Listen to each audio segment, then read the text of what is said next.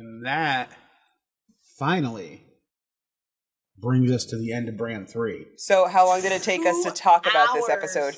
Yeah, about 2 hours with the talking time. Woo! You guys are in for a treat. Although you're not going to know it until later because you're going to be like, what the fuck, you guys? 2 hours? Come on. We'll give you a heads up. Yeah. It'll be a little less than that after some editing. Yeah, it'll end up being half. less. It'll end up being less than 2 hours. Probably like more like an hour and a half. Yeah. Just put a warning on this one. Give or warning. take. Super long episode. Yeah, warning. Long episode. All right, so our next... We won't do a trigger warning, but we'll do a long episode warning. Warning, the following show will spoil the hell out of George R.R. Martin's A Song of Ice and Fire books and the TV show A Game of Thrones. Also, you're probably going to find a fuck ton of bad language. The explicit tag is there for a reason. Death and boobies, death and boobies, death and boobies, death and boobies, death and boobies, death and boobies, death and boobies, death and boobies, death and boobies, death and boobies.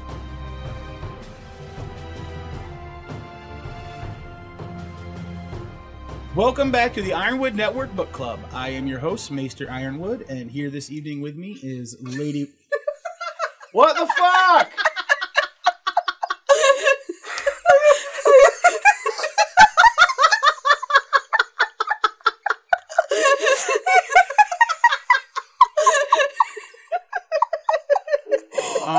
In case you can't tell, I think that my two co-hosts have been enjoying the legalization of marijuana a little bit too much before the show today. No, Maester, you've told me I'm not allowed to smoke Oh, the God. long bottom leaf. The long bottom leaf.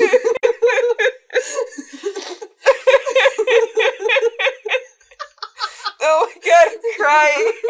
You know how long I've been waiting for you to say something like that so I could use that line? Yeah, let's just go over the fact that in those books, Merry and Pippin and Gandalf were just getting high as fuck the entire time.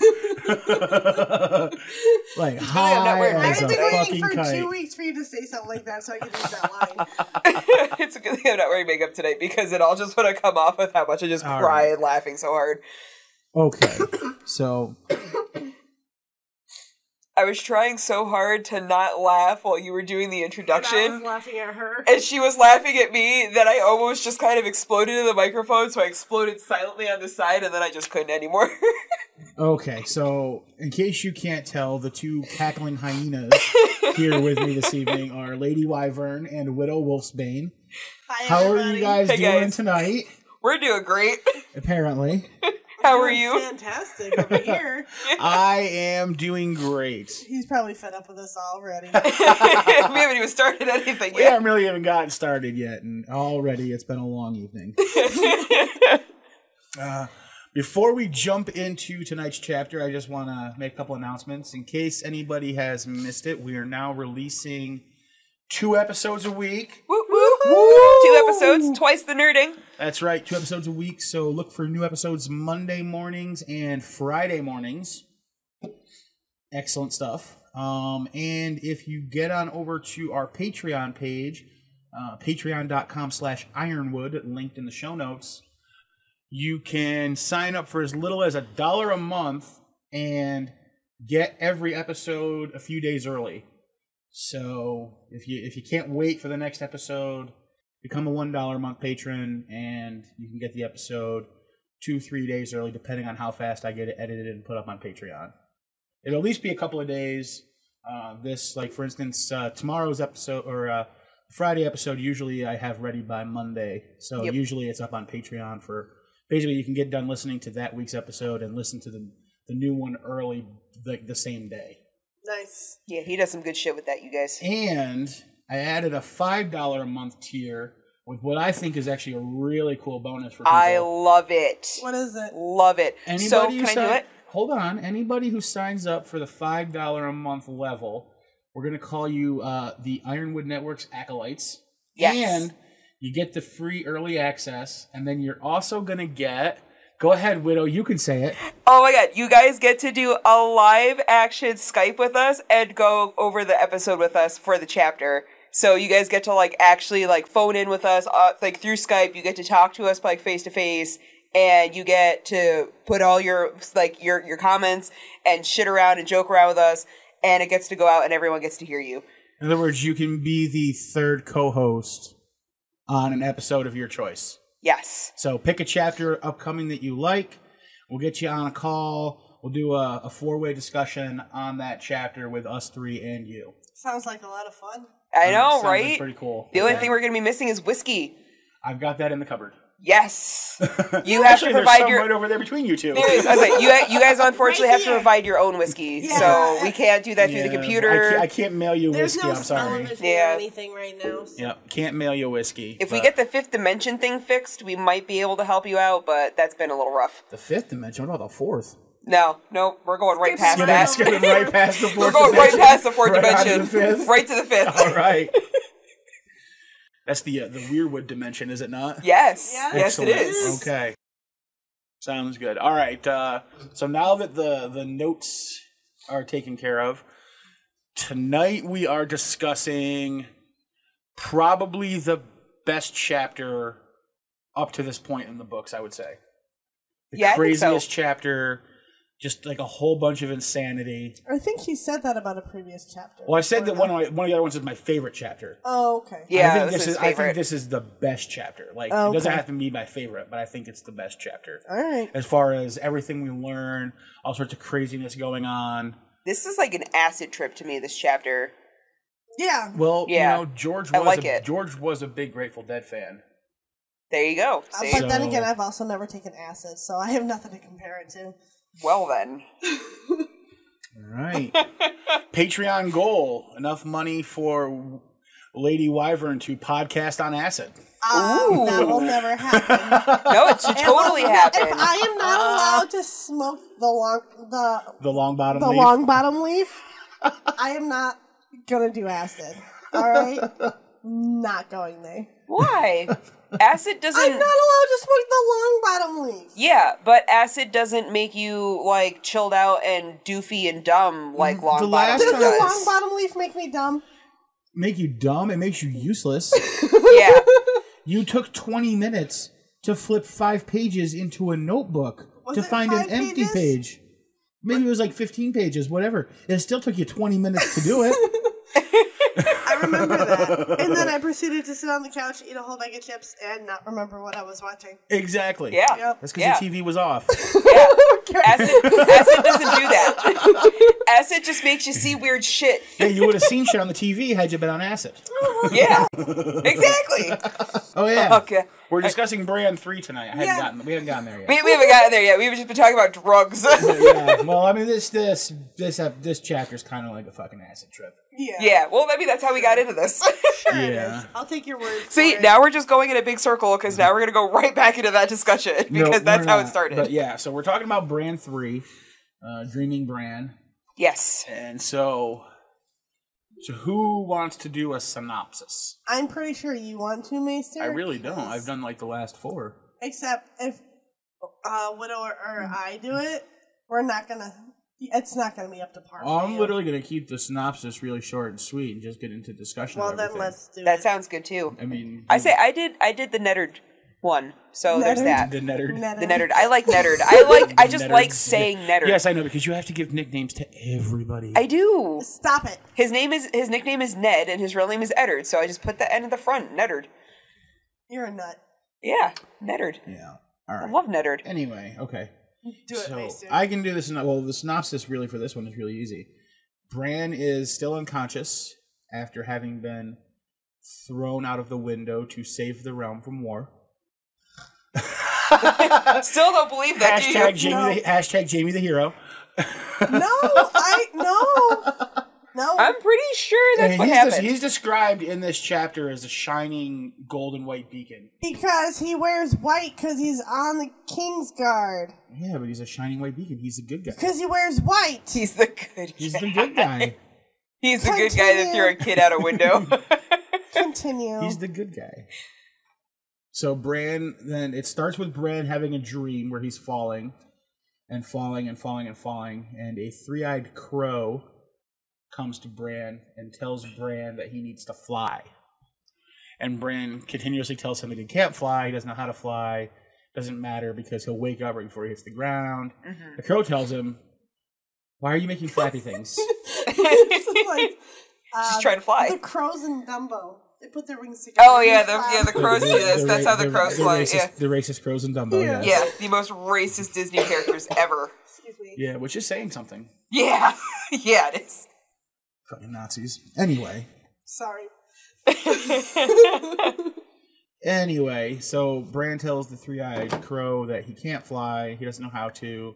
It's fine because he'll wake up when he hits right before he hits the ground because we've all had the falling dream, we know what it's like. Three-eyed crow tells him, no, actually, if you hit the ground, you're going to die. So it's either fly or die. So then Bran decides, fine, so I'll fly.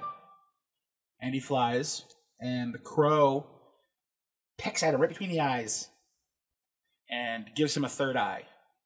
And then Bran sees all sorts of craziness, things going on, lots of visions, including one that terrifies him. It was backward. You have it backwards. He saw all of the stuff first, and then the crow. Oh, that's right. He was showing all the stuff, and then he got his third eye. That's right. Yep. That's right. Strike that. Wow, you screwed up. Strike that. Reverse it. He's human. We'll let him have it. Fly right by my Willy Wonka reference. Thank you. Listen, Strike that. Reverse it. At least one of you got it. No, I got I it. say over here singing the song for Christ's We're sake. stuck on the fact that you fucked up, Oh, excuse me. Mister. It has to be perfect. Anyway, and then so Bran's flying, and then Bran wakes up and names his wolf Summer. Yes. And George tells us that Bran's going to become part of a weirwood tree. No, he does not. Yes, he does, and I'll show you the sentence later on. We can fucking talk about it right now if you We're want. gonna start at the fucking beginning of the fucking Hey, chapter. if she can start at the fucking middle, I can start at the fucking end. I mean, I totally did do that. I totally did make a start in the middle of an episode one time, so I can't deny him that. I can say no, because that drives me fucking nuts. Start at the fucking beginning of the chapter. Fine. We'll start at the beginning. Start at the beginning, and when you come to the end, stop. That's typically how shit works. That's how the Mad Hatter tells Alice how to tell the story. Right, and he's not very mad because he's the only one in that fucking movie that makes any sense. Yes, he is. That's why he's mad, because he makes sense in a place that doesn't make sense. Yes, I know. Poor dude. Speaking of acid trips, fucking through the looking glass, Jesus Christ. I love it. The Cheshire Cat is her favorite character. Yeah. I know. Yeah, I've he's heard. everywhere. So I've heard. I've got him everywhere. Yeah. Fucking dissipating cats. I like the Hatter. I do like the Hatter a lot. He's just not my favorite. Yeah. Second favorite. Which, I'm not really a big Johnny Depp fan, but I'm still My a big fan of the My Hatter. favorite's Yeah. the Caterpillar. Absolum in some things. Like, only in that version did he have the name Absolum. Absolutely. All right, so since you want to start at the beginning, Lady Wyvern, and not at the end, which I don't get, what would you like to discuss from the beginning? Way to throw me under the bus. Well, hey, you're the one making us start at the beginning, so you obviously have something at the beginning you want to talk about. You know I never have anything to talk about. She was as poised she wants to argue with us, but she never has anything she wants to talk about. Well, I think it's cool that Bran has apparently been falling for years. Yeah, well, you Like, know, how when you're long is this unconscious- fucking coma going on? When you're unconscious, I think it's just- your sense of time is so out of whack. People Yeah. who actually are in comas have no sense of time, but they can hear things and experience things. But Yeah, I think always there was wondered just if it a- was almost sense like of if it was time. almost like insomnia, right? Because with insomnia, you also lose kind of like your sense of time. Oh, you definitely do. Yeah. But it's not like insomnia. Well, I mean, in Speaking from my in experience that with fact, insomnia. in that fact, where you kind of lose your relationship to time and the passage of time. It's not to that extreme though. Well, with insomnia. I figured it wouldn't be to that extreme because you're still conscious, Right. overconscious, But actually. it's one of those things even where you're like, even when you're sleeping, when you're sleep deprived, it can feel like you're sleeping for years. yeah. I would love to sleep for years. Well, it's like the exact opposite thing is where you're really tired and you're like, oh, I'll just rest my eyes for a second, and then 3 hours later you're like, well, what the shit just happened? Yeah. You're like, I just blinked. Yeah, I just Yeah. blinked. Like, you blink, and then, oop. You blink, and then... Sorry, guys, hit the microphone. we He's were all mad doing at me. so good, We were doing so good, and then Widow fucked up. and then now we got a bong. that has to be removed. Yep. But it's in the middle of people You do talking. realize all of us and our group of friends talk with our hands. Yeah, I know. Yeah, so we stop do. doing that. I can't. I'm Not Puerto a Rican. single one of you is Italian. Why I'm holding the book. I'm Italian. Of course you are. Yeah. I'm Sicilian and Italian. I'm from both. I'm from both. Well, Sicily's part of Italy. Yeah, I know, but Sicilians don't like to say that they're part They of. don't like to say they're Italian. Yeah. I know. Sicilians are not Italian. They're Sicilian. Our old bowling teammate, his grandmother was Sicilian. Remember? But yeah, no. So Kinte. I don't remember what I was going to say before I hit the microphone, and then we got fucked up. Anyway, okay. So we got Bran falling in a dream. For years. Forever and ever and ever. Because he lost all concept of time. That was my thing. If he's falling for years, where did he start falling from? Because in this chapter, all of a sudden he's getting really, really close to the planet. Really, really close. He's thousands of feet. He's really close. He can see everything now. There's the spikes he's going to land on. Not even thousands of feet, 1,000 miles. So he starts off. By the time he gets close to the Earth and mentions a distance, he's 1,000 miles above it. Right. So where the fuck was he before he got to the closer point of 1,000 miles? Because like the atmosphere is like 300 miles thick. Widow's freaking out over here. What's up, honey? Yeah, I know where he's falling from. Where? He's falling from the start of history. Like, the preconceivable notion of the start of history where nothing makes sense, and he's been falling for years because he has that connection to the weirwood trees and the whole three-eyed raven bullshit. He's falling through history? Three-eyed crow. Three-eyed crow. I draw a very distinct difference between Crow and Raven. Between Crow and Raven in these books. But we'll get to that. Right, because I don't think the Three-Eyed Crow is Blood Raven. Yeah. Like almost everybody does. Yeah, but like, I think the Three-Eyed Crow is bad. But like how Blood Raven is like he can see through all of history and everything. Like, what if Bran is falling from the start of that history and he can't see anything and he can't tell anything because he just doesn't have the physical mental comprehension of that, and he doesn't start seeing anything until he's 1,000 miles away, to where that's the known and written history of his people and where he's from. Have you ever seen Dune? No. I know what it is, but I have not seen it. Have you ever seen Dune? You're going to draw a Dune parallel. I am drawing a Dune parallel. There's a lot of Dune parallels. Okay. Throughout. They're actually probably more numerous than the Lovecraft parallels. Okay, because now that is something I will look into. Okay. Because I have watched Dune twice a week for the last 3 months. Oh. This is what happens when you don't have cable. Yeah. It is literally. Internet. Literally. I love Dune. And that just made me think of Lady Jessica when she was becoming... Bene Gesserit? No, she was a Bene Gesserit. That's right. No. When the missionary comes into the... I haven't done anything Dune related in years. Okay. So yes, and I've never seen or read it. I need to brush up. Jessica took in the water of life and she had to purify it so it wasn't poison anymore. And that little scene where she was on a fucking acid trip. Yeah, acid trip. That's the theme of tonight. Her visions. So Bran the acid trip. She had all the memories of all the mothers before her and everything. Yep. And there was this one spot in the future where nobody was allowed to go. Yep. There you go. Yes, Okay. I need to brush up on my Dune. I can draw that parallel. Yeah, I need to brush up on my Dune because I haven't read or watched Dune in I'm years. actually reading it right now, too. And there's a lot of Dune in these books. Yeah, so then my totally whatever that was theory that just popped out of nowhere and it draws a Dune parallel and there's multiple Dune parallels, maybe that's totally what's happening. It's possible. I'm going with that. Now I think it's more possible. Now it's more possible that he actually has been falling for years because he's starting his fall from the beginning of history and he can't tell what anything is because there's nothing.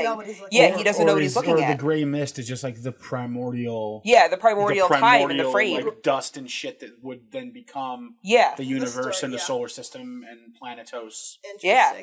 So that's entirely possible. Wow, this acid trip episode is going great. I told you, this fucking chapter is crazy insane. We are 2 sentences into this, and we are like on fire. As Bran's falling, he hears a voice that says, "Fly." You know, I'm done with you. Fuck you. What do you My phone, I keep putting my phone over here on top of my wallet, so it's like everything's stacked and like kind of organized, and it keeps falling off and making a clumping sound that's probably going to show up in the podcast. There's no probably about that. Oh, well, it's showing up in the podcast. That's me, you guys. I'm sorry. Are we skipping over the part where he's remembering the part where Maester Lewin made... No, the second sentence, it seemed as though he had been falling for years. Fly, a voice whispered in the darkness. Okay. we hadn't even gotten to the second sentence Well, yet. she said we were in the second. We are, because he was whispering, it was about the darkness and that he couldn't see anything. Okay. But yeah, so a voice comes to him and says fly, and he doesn't know how to fly. My first All he could do was fall. thought would have been, I'm falling. How can I fly? Then again, I'm human. My first thought would be flapping my arms really fucking hard. And now we're back to Dumbo flapping his ears. Yes. Yeah. And the racist crows. Now we're back to the Nazi Disney people. This is the acid episode from hell. Okay, so anyway, then we get a reference of Maester Lewin's clay version of what happens to Bran when Bran. he falls. He throws off the walls of Winterfell and it shatters. It'll never happen to me. But Bran says he never falls as he's falling. Which gives it more of the acid trip feel. I never fall as I'm falling down. Yeah, it's so weird, right? So it's like Bran's like, I never do this while he's doing that. Yeah. It reminds me of like Jon Snow saying like, I don't get a wolf because I'm not a Stark, and then Jon finds a wolf. Right. Yep. Or Jon having dreams about the crypts of Winterfell and not wanting to go down there because it's not his place, and yet he goes down there. Yep. Yeah. Because apparently it is his place. So I draw a parallel there with Bran saying I never fall, and then he falls. Yes. Right. Yeah. Well, that's just bad juju. Yeah, it is. Well, I think the Starks have a lot of bad juju. Yeah. Yeah. Oh, they do. Anyone who goes south dies. Guess what? Ned goes south. Ned Thank you, dies. Catelyn Tully. Fucking Catelyn Tully. Yeah. All right. And then the ground was so far below him he could barely make it out through the gray mists that were rolling around him. So yeah, like he can't really see anything, and then he can sort of see some ground coming up.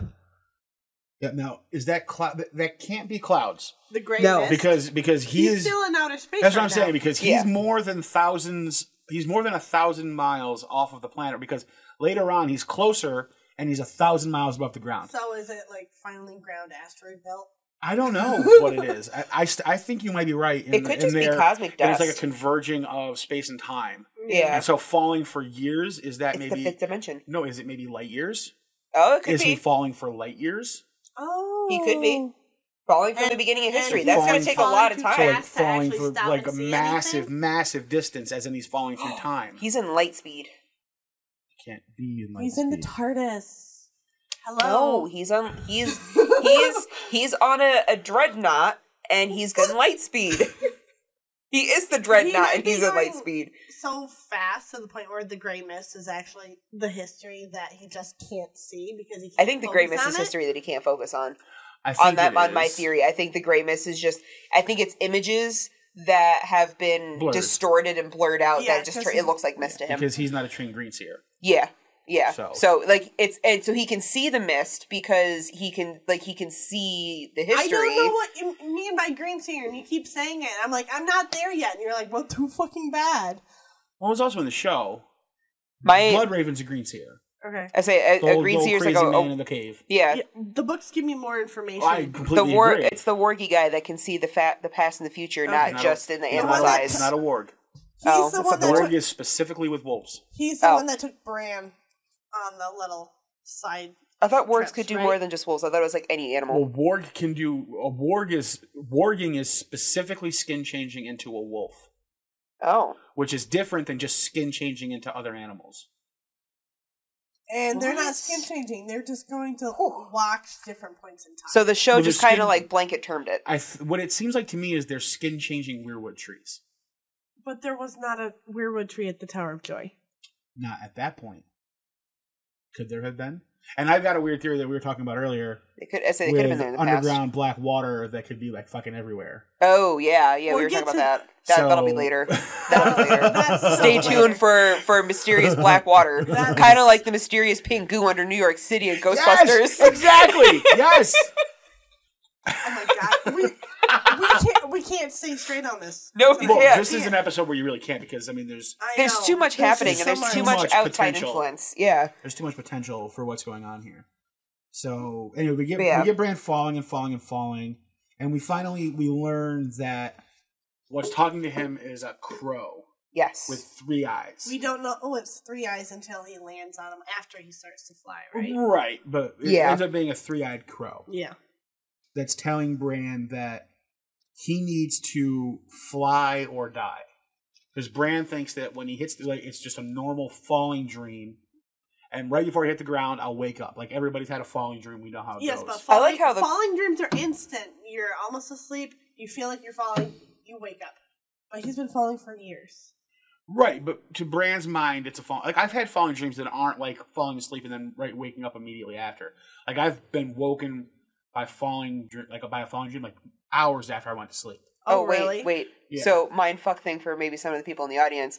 Those falling dreams where you're falling for an instant and then you hit your body and you wake back up again is, I was told this by somebody, that's when the angel of death comes to take you out of your body and drops you. You know back. how many times I've died then?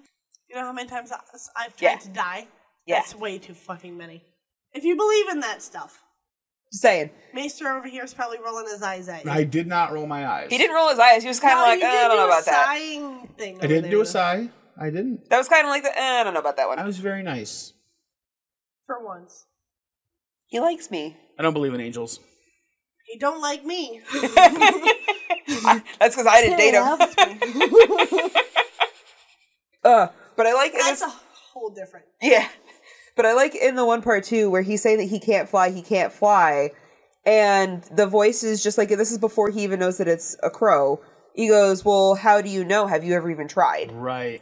And I'm like, I've tried to fly. I can't fly. I mean, Have you and like jumped off of a building and tried to fly? Because the crow says, I mean, I kind of have. to fly, you have to start by falling. Yeah. I've fallen many of times. Okay. I say I fall a lot. Not I usually when I'm bowling. Not off the second floor balcony or anything, but I fall a lot. I say I mostly just fall when I'm And the bowling. most flapping I do is when I swing my arms in circles trying to keep from falling on my ass. I don't think I it's quite think the this is same a pretty thing. good attempt at flying. I think that's pretty decent. Maybe that's my problem. I need to fall on my face. Yeah, you're following the wrong direction. Birds don't fly on their back, bitch.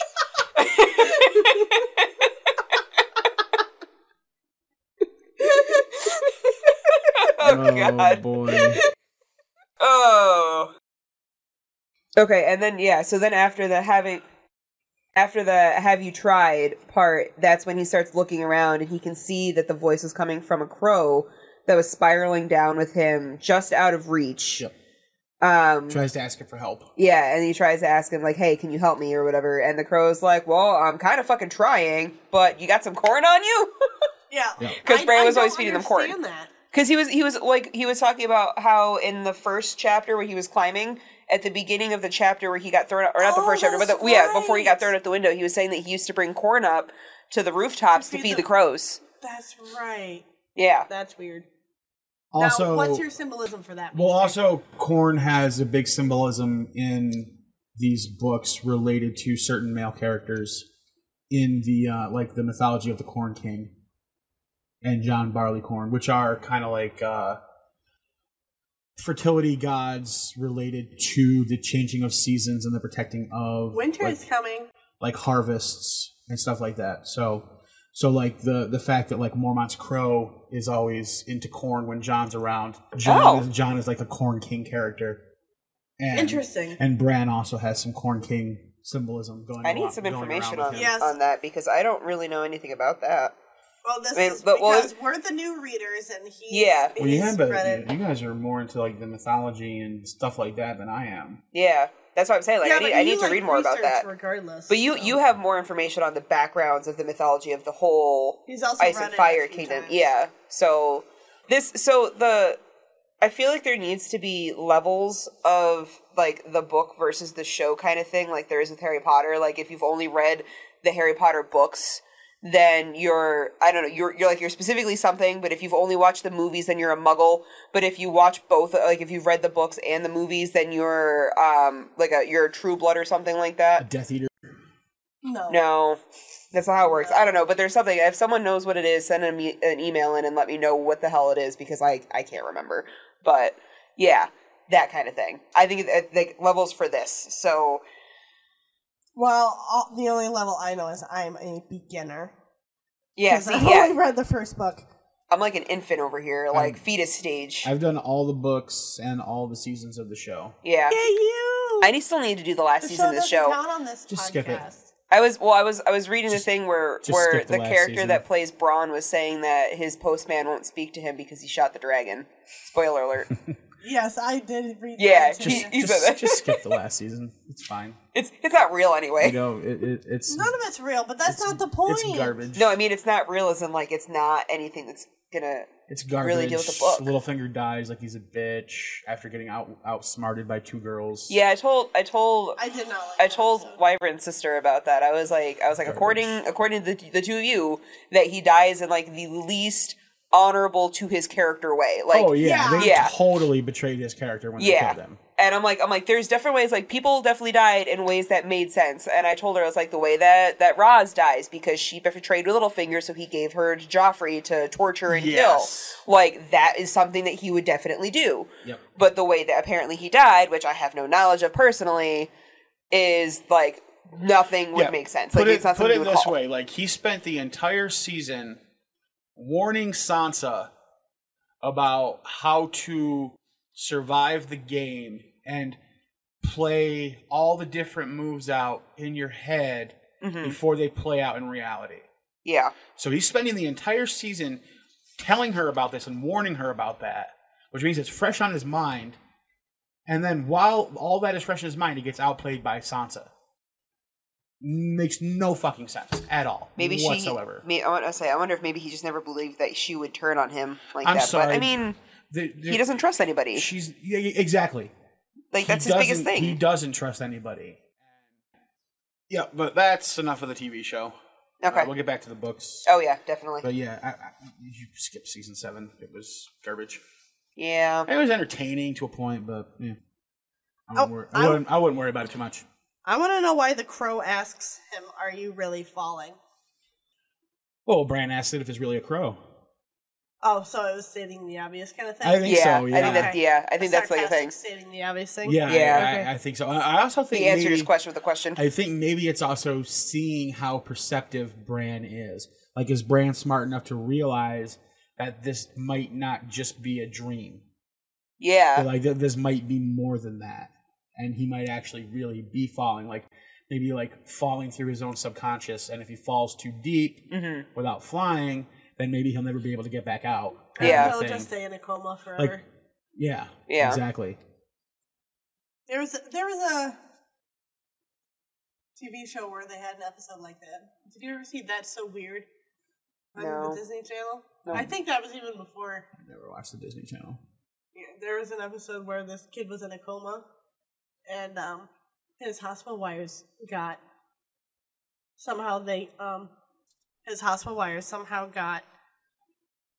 I'm trying to think of the word. Hold on. I know. It's because I got up. The wires got frayed, and this was back before the whole hospital system was on computers, and they got frayed, and they got in contact with an internet connection. Oh. And the unconscious person, My God. subconscious, got stuck on the internet. That's a horrifying place to be stuck. They didn't realize it. You know how old this is? The person that was stuck in the internet, you know what movie was playing at the theaters? Snow White and the Seven Dwarfs. Oh my God. Yeah. She was talking about how they would go see it when she was a child. Cool. And this person this kid who travels the country with her mom and her brother, I think, deals with all kinds of, I'd say, unnatural or supernatural things. And she ended up talking to this girl on, like, AIM or something. Yeah. To find out she was actually a person who was in a coma in a hospital, and she was talking to her subconscious on the internet, and the other girl didn't know she was in a coma. Huh. Cool. Yeah. Yeah. Creepy. Yeah, it was that weirds creepy. me out a little That's bit. why it was called That's So Weird. Yeah. Weirds me out a little bit. That's like the only episode I remember. Yeah. All right. Yeah. No. That's All right. weird. Good Yeah. consciousness. Yeah, so then we get more falling, more More Bran dream. saying that he can't fly. I'll wake up when I hit the ground. It's fine. It's a You dream. you won't. You die when you hit the ground. Oh well, shit. Yep. We start to get a look at rivers and dark woods and snow. So we're starting to see the ground Yes, starting to As get we- much more in depth. as we come up on it. It starts talking about a shining golden face. Well, yeah. Well, we're not quite there yet. Oh wait, Yes, we are there yet. we're not. Because you're talking about how he's still No, the next falling, thing. still. Bran felt his shoulders groping for feathers because he was looking for wings. Yeah, because he told the crow that it could fly because it had wings. Yeah. And then he's like, "Well, you do too." How do I keep getting maybe you ahead of do you too. guys? I don't know. I'm sorry. We're literally going almost like You guys are going. we're almost going like a line by line. paragraph here. Yeah, we're literally going like a line by line, paragraph by paragraph right now because there's just like a lot of stuff. I mean, there's not like The last 7-8 paragraphs are 1 or 2 sentences. So yeah. I like the description of Bran being skinny. Like we get that Bran Yes. Notices. Yep. that time is. That was the passed. first thing But I not just that, but highlighted. that his body's like decaying. Yeah, that he's got stretched taut over bone like and then he's like, "Have I always been this thin?" No, he hasn't. And he Just hasn't. since he Yeah, fell. like he just has. And I like that too because later on we're gonna find, and you've seen in the show, that Bloodraven is. I mean, he's described as his skin is like leathery and basically stretched and dried over his bones. Yeah, well, that happens when you're not mobile. Right, exactly. And a tree sucking all your juices So out it's of a you. nice little parallel between Bran and Bloodraven. Yep. Already, which I think is cool. Spoilers. But, You're yeah. way ahead, Oh. ahead of us there, Maester. And then, a face swam up at him out of the gray gray mist, mist. shining with light golden. Things I do for love, it said.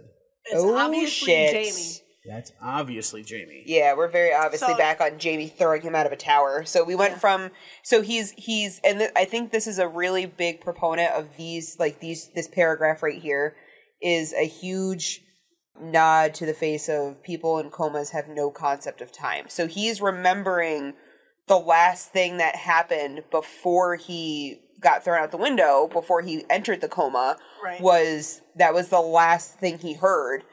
And then, but he's also looking at himself and he's skinny and famished and Auschwitzy because he hasn't been able to eat. The only thing that he's been getting is Honey water. Yeah, the honey water with probably like a little bit of some salt in it and stuff for some electrolytes or whatever. But he's only been getting that, and he's pretty much been getting it on his gums because he can't swallow. Right. Yeah. So, yeah, so it's that kind of thing. So, like, I think that this is a really big thing of, like, where he's unconscious and, like, look how skinny I am. Like, I'm in the present time. I'm really fucking skinny. But, hey, just so you guys are aware, I still have no clue what the fuck's happening because here's a little bit of Jaime Lannister for you. Well, the last most thing I people remember. who end up having some kind of trauma like that, if they don't have amnesia, they'll remember what happened just before, but they won't remember the actual act of the trauma. Right. Yeah. So Bran doesn't remember falling. Yep, he remembers Jamie throwing. Yeah. Jamie saying what I do for love. Yep. And then the Because next nothing thing, happened the to next that. thing he notices is how thin he is. Yeah. Right, and the crow wants him to not, because Bran gets to the things I do for love, but then doesn't get beyond that because the crow tells him, not that, forget that, you don't need that now, put it away. Yeah. But he should need that. So even if Bran is able to remember, And he pecked at him. He was trying to, like, he really he was trying distracted to him get off him that. to forget. right, the Yeah. crow Why? was trying. Why indeed? 'Cause Now here's a question. Okay, so I've got a question. If the last thing Bran is seeing is Jamie saying the things I do for love, is this entire chapter basically the entire time from Bran 2 to now? I think it is. it could be, actually. I think, no, that's Like what that I thought whole when I time read he's this. falling? Yeah. Is that taking place in like that 3 weeks or a month that it's been? I think that's what I thought it Since he was thrown out the window? When I read this, that's how I interpreted Is it. he falling that entire time? I'm going to assume from how I read it, yes, because like I was talking to you earlier, how could he be falling and falling and falling and falling and all of a sudden he's 1,000 miles from the planet? How can he fall that far and then all of a sudden he's 1,000 miles from the planet and time slows down and he's got all this time to look at the planet? Well, he doesn't. That's the thing. He doesn't have the time. From all the descriptions we get. Well, yeah, but he sees these things really quickly because remember the crow keeps telling him, "You're running out of time. You're running out of time. Faster, faster. Right. Choose, fly or die." But so he doesn't have time. So if he's falling that fast, he'd have to have. This has to have been the entire time he's in the coma. I don't like that. Why? Because that might shoot my theory that he warged into Summer to save himself and Catelyn out the window. Oh. Well, you know, Maester, you can't have everything. Yeah. You just can't. See, I was also thinking of it in the aspect of that he doesn't remember being pushed out of the window, but that he's remembering falling and thinking like, you know, well, I've never fallen, like, you know, I'm like, cause he was being pushed. Right. And that's why he's thinking I never fall. And that he never stopped falling. So, like, he just doesn't remember the impact of the ground that knocked him unconscious. So he still thinks he's been falling for years. That's what I'm saying. This whole falling thing, basically, that entire time, this chapter encompasses in what's happening to Bran that entire time since his last POV chapter. And I think that's what it is. This is from the point he hit the ground. From the point he hit the ground. Well, that's what I'm saying. Yeah. So he's falling. And see, I think it starts before he hits the ground. Physically, he hits the ground. She thinks it's from when he's pushed. I think it starts with, I think it starts like that feeling of the falling. Fine. So, I mean, we're talking 3 seconds difference. Right. Yeah. So, but I think that's why to whether or not. I think that's part of the reasons why the dream is the way that it is, though, is because he started it falling and then he just kind of lost consciousness when he hit the ground. Well, like I said, but he still felt like he was falling. Like I said, it's the trauma. It's the trauma that stuck. Yeah. And so that's what he's saying. The trauma wasn't him impacting the ground. The trauma the impact. It was him falling. Right. Yeah. That's my whole point with that was I don't think that Bran just on this day all of a sudden started dreaming that he was falling. No, he's been. Oh no! He's been falling this. He's been falling this entire time. Yeah, I think that's where I was going with that. Yes. Yeah, and that's one of the reasons why I also think it feels like he's been like my first concept is that he's been falling for years is because he has been falling for weeks and he just has no concept of time, so it feels like years. And then I had that other mind fuck of he's been falling through time this whole time. Right. So so that was my point with that was. This obviously isn't like a thing that just all of a sudden happened. Yeah, no. This is he's been falling through the gray mist ever since he got pushed out the window. Yeah, like how all the other chapters kind of pick up where the last chapter left off, but just a different point of view. I feel like this one starts way back. Right, like way back there. Last POV, and pulls us forward. Yep. Okay. Exactly. Which makes sense. I completely agree with that. Yeah. Oh, good. Something we can all agree on. Woo! It happens. Yeah, that's like what, the second time this has happened? Probably, yeah. So the crow tells Bran that it's teaching him how to fly. Yeah, he's like full of bullshit. I call bullshit. By letting him fall. Yeah, I call bullshit. Which is like throwing your kid in the deep end to teach him how to swim. I mean, whatever. Yeah. Sometimes it works. Works for my sister. There you go. Sometimes it works. Didn't work for me. No, it worked for my sister. She goes, "Mom, watch!" and jumps. And everybody at the party just lined the pool waiting to have to go get her. She didn't come up for air once. I think she was like 4 or 5. She swam from the deep end to the shallow end. Nobody was breathing. Your twin sister, your middle sister, or the youngest sister? The middle. Middle, okay. Excellent, okay. So we get that, and then Bran finally looks down after the crow yells at him to look down. Right. And his insides turn to water. Did he just pee himself? I think he peed himself. His insides turn to water. Probably. I think he just peed himself. Well, when you're unconscious, you're... Well, he's probably been peeing himself a lot. Not just that, but he looked down and so he could start seeing how far away from the planet he was. Well, yeah. Probably peed himself. Like, holy fuck. No, because when I get the sensation that I'm falling, I feel like my stomach moves. So... Oh, you get like the anti-gravity thing, like when you go over a hill too fast in your car, and you get the zero G. So it feels like everything's just moved up or down. That's how I took it. Yeah, I feel like it's. I'm wondering if maybe though the reason I thought of it more as like it turned to water because the blood rushed out of his face, so like his blood's like rushing to his stomach kind of thing, or like rushing down towards his insides. But we could also just be overthinking the sentence because we're overthinking every other sentence. I just wanted to see if he peed himself because I thought it was funny. I don't think he peed himself because he'd have more description than my stomach. I mean, I think he peed himself because I think he's been peeing himself this entire time because he's got no bodily autonomy at the moment. Yeah, but books don't go into that kind of detail, even though that's stuff. I know, no one ever has to go to the bathroom in a book. Okay. Okay, so finally we get to visions. Ooh. Yes. All right, now we're getting to the acid We start trip. getting to visions. So stuff we need to talk about that we've already talked about everything else. The tapestry of white, green, and brown. Well, that's just the landscape. Yeah, but we get to Winterfell as the eagles see it. Yes. So why did we all of a sudden go to eagles? Well, he's just thinking of the eagles soaring because they're the bird that flies the highest. Oh, okay. Yes. So he's seeing it like the eagles see it from way, way up above. Yeah, and because he is in unreasonably high distance above the ground. Yeah. So he sees Winterfell as basically just lines on the ground. Mm-hmm. And he sees Maester Lewin on the balcony studying the sky through his seeing glass from the mirror. That's his new seeing glass. Is it his new seeing glass? Or is he maybe using the old one? His old one was a bronze, I think. I don't know. It might be his new one. Anyway, he's looking at the sky. He's frowning and making notes in a book. Astronomy. What is he doing? Astronomy? Or maybe he's looking north and it doesn't seeing say if which winter's way it's coming. pointed. Like, well, that's what I'm saying. It doesn't say. Yeah. I feel like it's just him being a crotchety old guy trying to make things out of nothing right now. I think he could just be charting.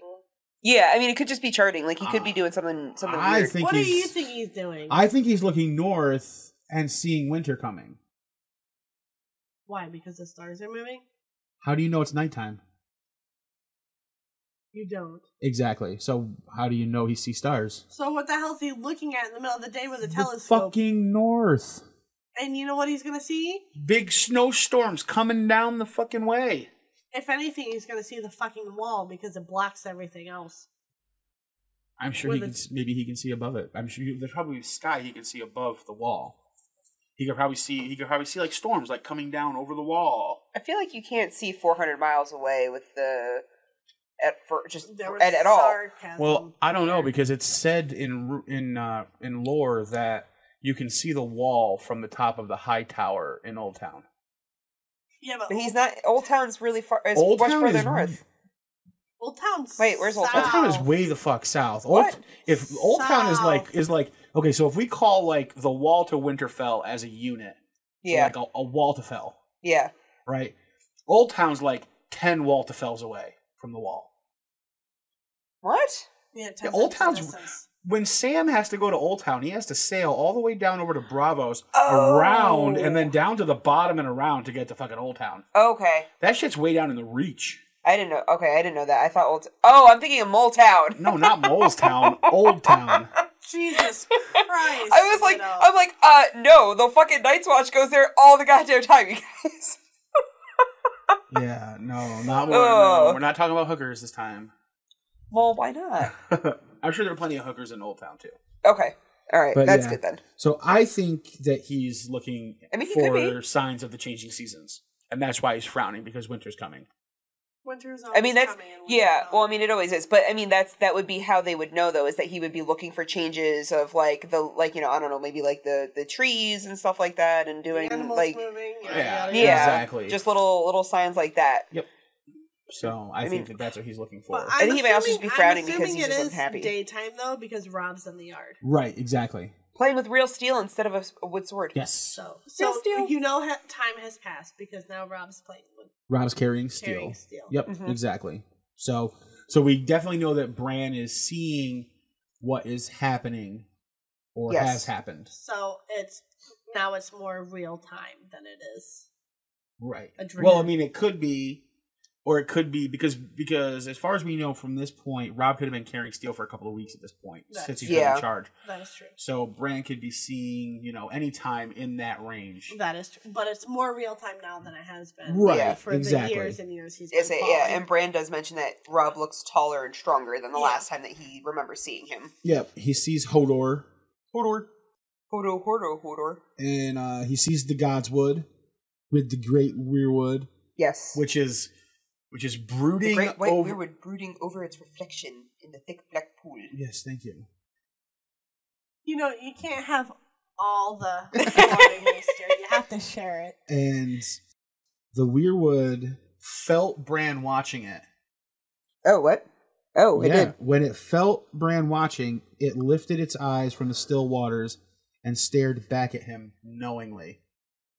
The weirwood tree knows that he's falling. Now, which is one of the reasons why I think that he's falling through history.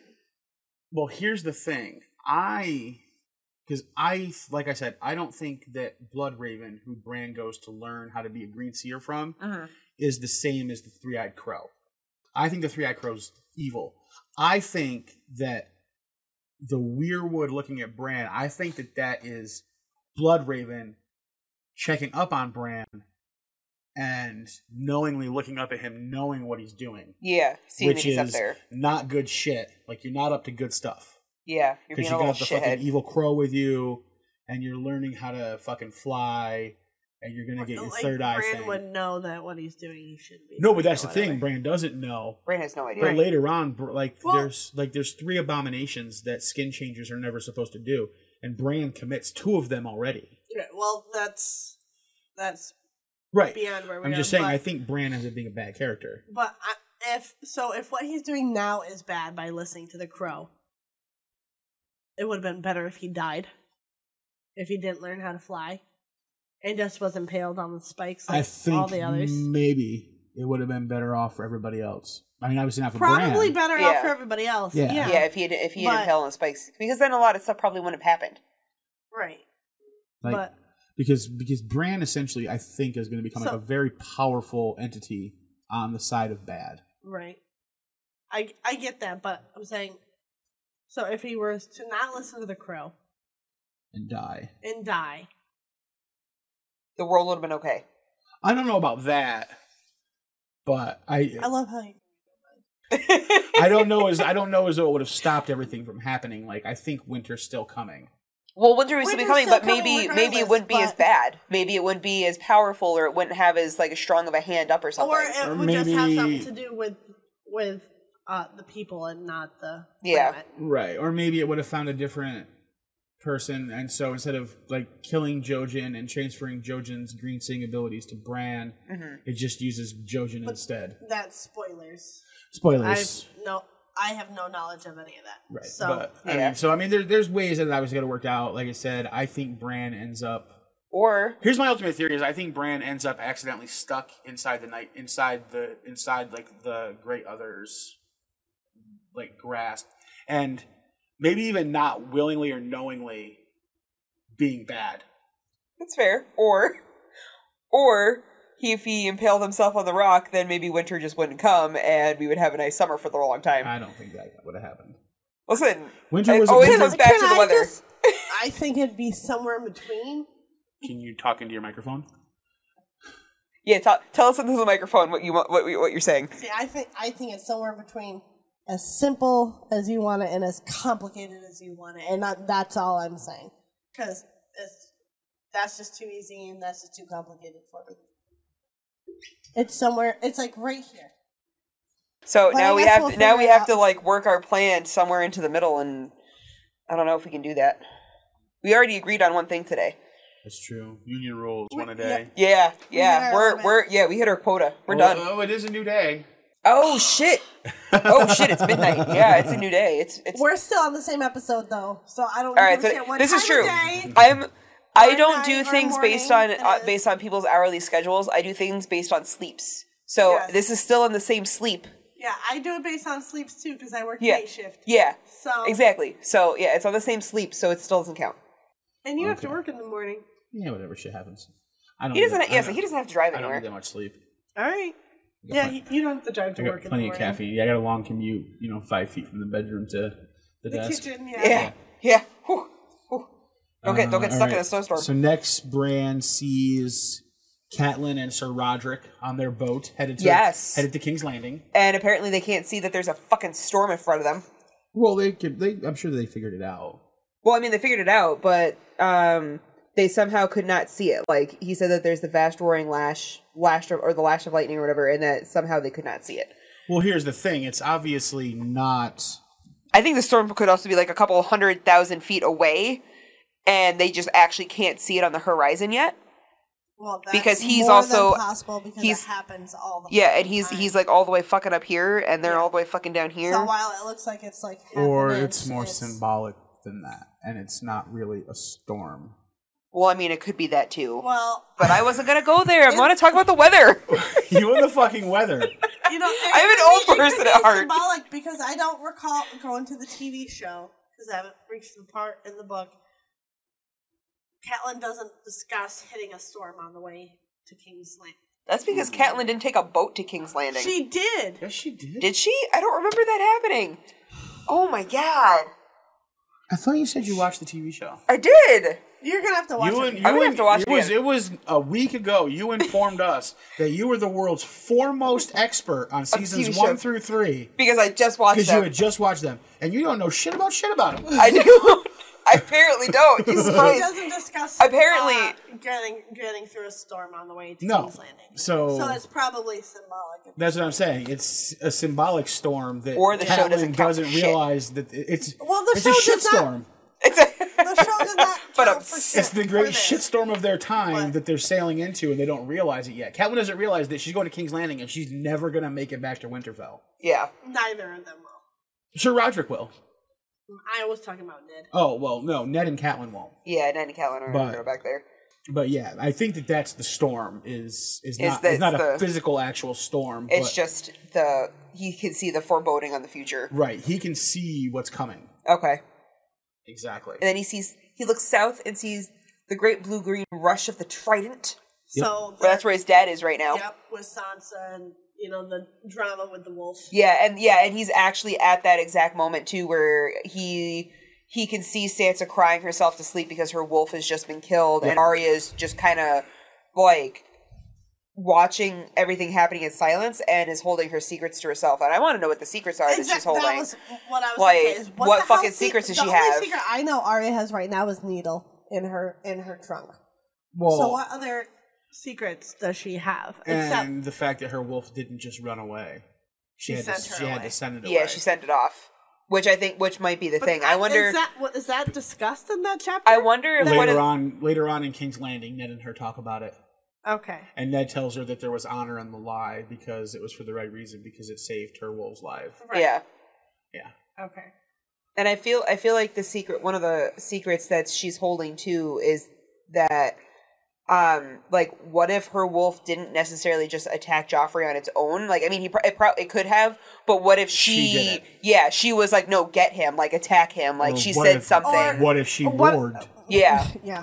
And of course he's going there. Yeah. Of course he's going there. She's a warg. She might not. There's no evidence in the book yet. She is 100% a skin changer. She has a direwolf. Where we are in this chapter in this book right now, there's no direct evidence that she is. However, all of the other Stark, we get direct evidence that the Stark children are wargs, and that skin changing and warging has come down through the Stark line. We've got that evidence. Bran can do it. Jon can do it. What book? What chapter? They connect with their wolves. It's mentioned that they connect with their wolves. You're supposed to take connecting with your wolf as being able to warg with your wolf. You're connecting with it on a mind level. They're syncing. Yes. Yeah, essentially, yes. They're sharing files. Yes, in the Varamir prologue of A Dance with Dragons, where with Varamir Sixskins, the dying skin changer, we learn that the relationship with a warg and its wolf is more symbiotic than any other skin changer with any other animal. And they become basically like wolves and wargs basically mate for life. Oh. And they become part of each other. So I wonder if that means that the wolves would have an extended life based on the warg that they're with. It's entirely possible. Because, I mean, if they're together, it's, I don't know, like the One Ring fucks up the Hobbit life and extends it 400 years. Well, I think of 500. I think of it more like Khal Drogo's Blood Riders. Yeah. It's almost how I think about the wolves, right? So like Khal Drogo's Blood Riders are essentially married to him. They'll die as soon as when he dies, they die. The only thing that they'll do is avenge him and then they'll die. Yeah. And so I look at the wolves almost the same way, in that they're basically How do they die? The blood Do rider. they kill themselves? Yeah. Oh, okay. Yeah. All right. I wasn't Right. sure. But I'm just saying is I think you're throwing a lot more into this than what. What happens if a blood rider doesn't kill himself after they avenge their call? No, I need to know this. Sorry. You'll find out. You'll find out because Khal Drogo's blood riders don't kill themselves. Oh. But that's kind of how I look at how I think of the Starks and their wolves. Okay. Is that I would imagine that, given not being like attacked or killed unnaturally, like by natural means, that the wolf probably lives a life with its human. With its human. And it probably, like, the symbiotic relationship would be that the wolf gets a longer life, potentially, through the magic of the warging itself to stay alive Through longer. its connection. Yeah. Schmeagle. It's a schmeagle, and the warg is the precious. Right. I think Arya has deeper secrets. Like, I don't think that those two secrets are The big The bad secret- one. Secrets that are big hard- bad secrets can a 9-year-old that are hard have in her other heart. than needle and I don't know. I mean, who knows what Arya could know? Honestly, Maybe Arya knows that From all all the her children are adventures? bastards. From all of her adventures, I mean, who knows? could be anything. She could have heard her admission that Heard Ned and Catelyn, or Ned talking at some point, or Catelyn talking at some point, and Right. overheard things that she's not supposed to know. right So because she's everywhere she's not supposed to be at any given time. right, Mhm. like, so say for instance that Ned's in front of the weirwood tree talking about his first wife Ashara. I mean, just for instance, Right. talking about how Ashara was really his wife and Jon really is his son and Jon really is trueborn, and only Arya knows that, and then to let anybody know that then makes her a bastard. I could think of It some. may be a little bit of a stretch. But Well, at no, the no, same I'm time, not saying that. I'm not saying it's- that's the case, but I yeah. just think that it's It's a very good possible example. that she could have definitely overheard things that she shouldn't know about. Oh, it Because- would- yeah, I because wouldn't she put never it does what past she's her supposed to. hear things she's not supposed to. Right, exactly. I mean, she's in the kitchens where all the gossip is I mean, all the time. shit, she could have seen what happened to Bran, for all we know. That is true. She could have, yeah, she could have been out doing something, and could have seen something like that happen. That's true. Yeah, And Bran now has put that at the back of his mind, where he's not going to look at it, because even in the next part of it, where they're talking about, he sees shadows all around them because he can't see the people. Like, he doesn't know. Right. He can only see his family members or the people that he knows at this point, like Luwin, Robb, and his brother or his sisters and his dad, because the one shadow was dark as ash with the terrible face of the Hound. So obviously that's the hound. Or face of a hound, or it was a terrible face of a hound. Yeah, so so I obviously think that's that's Clegane. yeah, that's Sander. Clegane. I mean, even if he looks like a Yep. dog, it's because he has the dog helmet. Yep. And then Yeah, the that's other was Jaime. the other was gold or like the sun in golden and beautiful, armored which is, like the sun, golden and beautiful. Which which is is Jaime, who is the one he just saw that the crow was just like, no, don't fucking pay attention to that. Yeah. Right, but I think this means he's seeing Jaime now. Yeah. Like, not Jaime throwing him out the window, but Jaime now No. in the King's party with Sansa Yes. and Arya. And he is, and he's seeing them there now, but he's seeing him in the same description, but at the same time, like, he can't see him though. Like, Right, he right, he right. knows that he might know who it is, but he's a shadow that's ashen colored. Yep.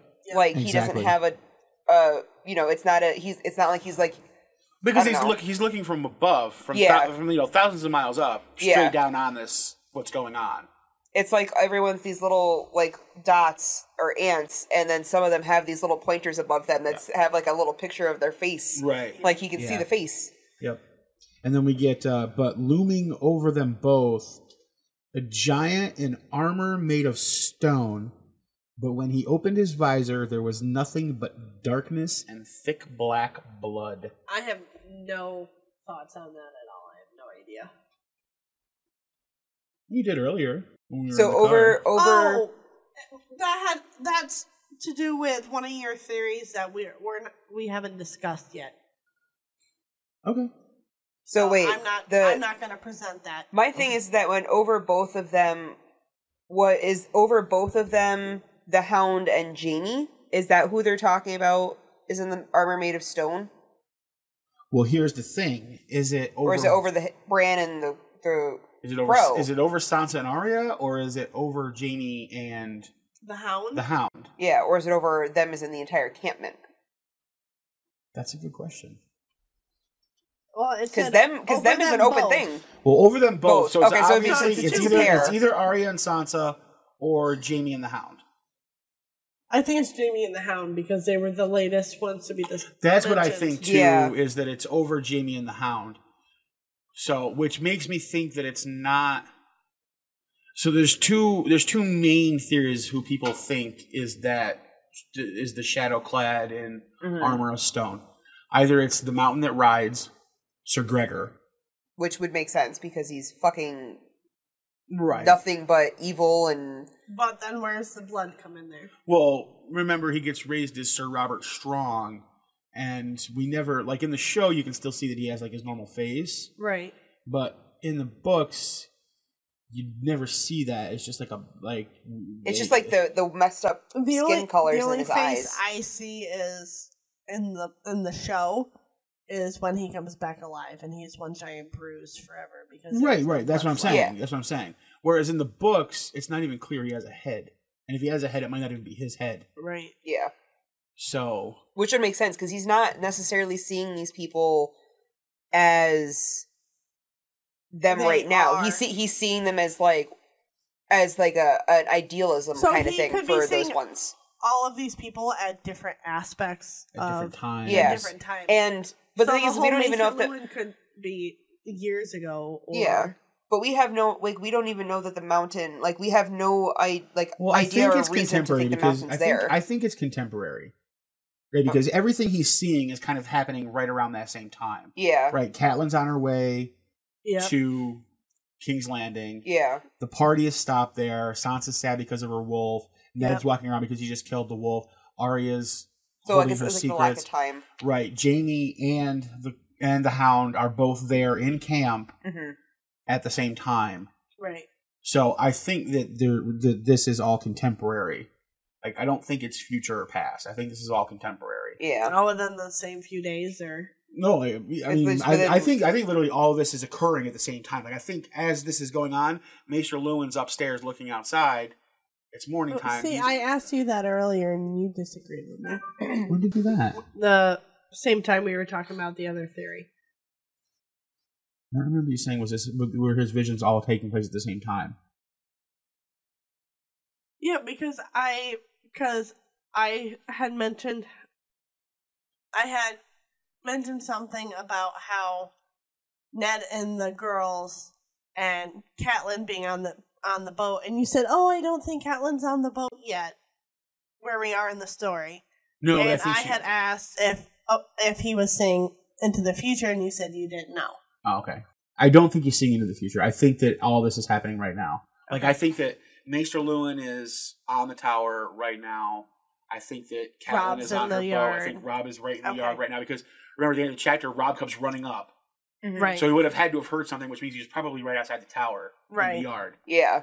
So, and then I think that, and we just left, like right before we got to Bran's dream, we just left Ned killing Yeah.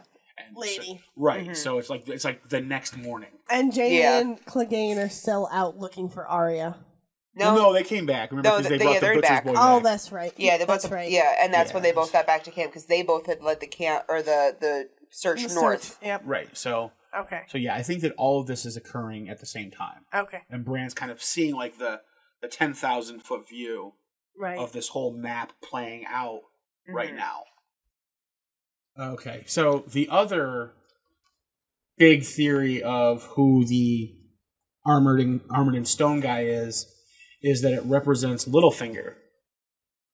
Because before Littlefinger changed his sigil to a mockingbird, his father's sigil was the head of the Titan of Bravos, which is a giant stone armored statue that stands across the entrance to the harbor. So Because his father was Bravosi. I didn't know that. then why would he be saying everybody he knows except for one person? Well, he says that and that's the thing is he sees people he knows, but then he sees somebody he doesn't know clad in stone armor kind of looming over these people that he does know. So you And got he this- doesn't know and- Littlefinger personally, but I would assume he knows of him. Like, But it's only looming over Clegane and Jamie. I don't think it's Littlefinger. But why would it be the mountain? Why is the mountain looming over Jamie? I don't think it's the mountain either. Who you got? I don't know, but I don't know what. At this point, is it in the Robert? book- at this point in the book, the mountain and Littlefinger aren't characters, so I don't think it's either of them. Well, just because they're not just because characters they're doesn't not mean they're not characters yet there. doesn't mean there's not symbolism tying to them early on. The only reason I don't think it's the mountain is because we have nothing that says the mountain is anywhere with them. Like even though The only thing it says is a giant in armor. which would make sense for the mountain, but we just don't have any evidence saying that the mountain was with the party. Right, but if it's a giant armor, it could also be Hodor, or it could be... Hodor's never in armor. I know that. Okay. But we just saw Hodor 2 seconds ago in the previous thing. I know, but it's gone. It's gone. It flittered away. Yep. Got sucked into the darkness and thick black blood. It's gone. I like that he lifts his eyes and he saw clear across the narrow sea. Like, he's so far up, but still, I mean, he's getting closer to God, but he's so far up that he can see over to the free cities and to Vastothrak. Vase. Vastothrak. I thought Vase that was all Vas. to the east. Vase to the east. So if that's to the east, and he lifted his eyes, he's falling sideways. Yeah, he could be spinning. He could be spinning. Well, because at this point he's been looking straight down at Westeros. Right. Right, looking at the Bight where Catelyn's on a boat, looking Right. at the central Riverlands where everybody's encamped, looking at Winterfell. So if he were looking straight down on that, then yeah, lifting his eyes could be putting him in the direction of looking across. Okay. So my thing about this, Yes, you had paragraph. you noticed something in here. yes, if everything he's seeing is current time, then why is he seeing dragons stirring in a shy? I think you're right. I think that I don't think Maybe he Dany's- can see them stirring inside the eggs. No. He sees them beneath the sunrise. He sees dragons. He doesn't see He dragon sees eggs. dragons in a shy. If this is all current time, then dragons do exist. What's inside of a chicken egg before it cracks open? Breakfast. If you're not eating it. Okay, but if he was seeing dragon eggs, it would be dragon No, eggs. but would what it if not? what if he can't see the eggs themselves? What if he's seeing that it's sunrise over there? He's seeing the fetus? Yeah, he's seeing the dragons themselves. No, with he's like seeing out. dragons. He's seeing dragons. I think it's dragons. Like, there's actual dragons. They're not extinct. Right, They're which not means a that- myth. Yeah, which means there's probably still dragons in a shy and the shadow, and that Dany's dragons aren't new or unique. I mean, that could be, and that hers are just the Hers- first ones that the Targaryens have had. Well, or hers are just the first ones outside of the shy and the shadow where people don't go. in the last couple hundred years, right? 1,000 years or whatever. Yeah, exactly. That could very well be. I didn't think of it like that. I just assumed that he was looking, that he could see like through the shell of the eggs. Like he's like seeing through all of these things. He's He's seeing not through. seeing through anything. everyone's- He's looking at people. Like, Yeah. he's not seeing through the earth to the other side. Sansa is under a tent or in an inn. Yeah, he Like, can in see. bed. He can see through like That's a what I'm saying. castle or something, but he Yeah, can't see he's the seeing through a pregnant woman's castle. womb. He probably could. If he could see through a building, why would he not be able to see through an He eggshell? probably could, but Well, I again, think it's a these aren't dragon, these not aren't a dragon dragon egg. eggs. Like these aren't Dany's dragon eggs because they're not with Dany. They're in Yeah. a shy, Yeah. Okay. and that's where dragons are rumored to have come from. Okay. Is the shadow by a shy?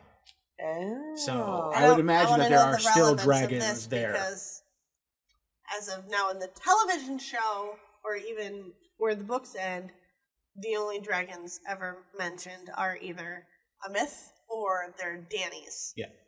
So why would George mention these dragons here? Because I think that the show just cut them out because it's the show and the show sucks.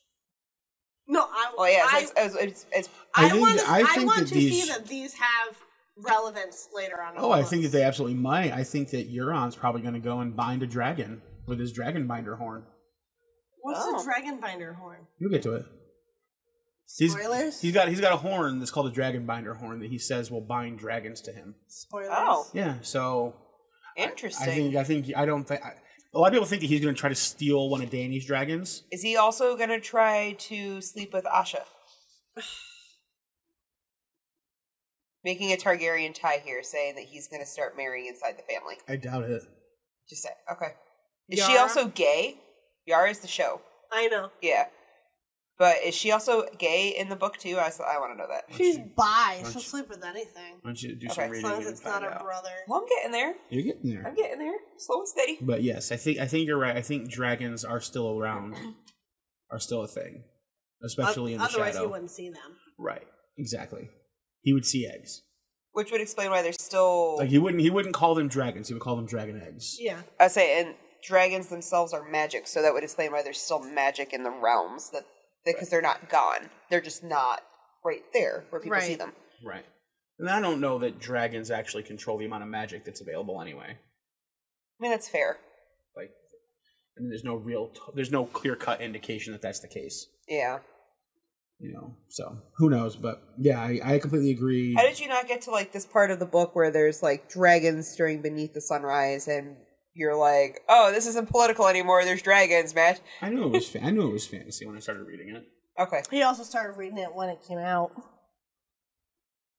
Well, all right, that's fair. Okay. And then we get to the north. And he finally looks north. Yay! To the wall, Exciting. shining like blue crystal, and his bastard brother Jon. Do you think that the blue crystal means anything to you, Maester, with all of your conspiracy theories?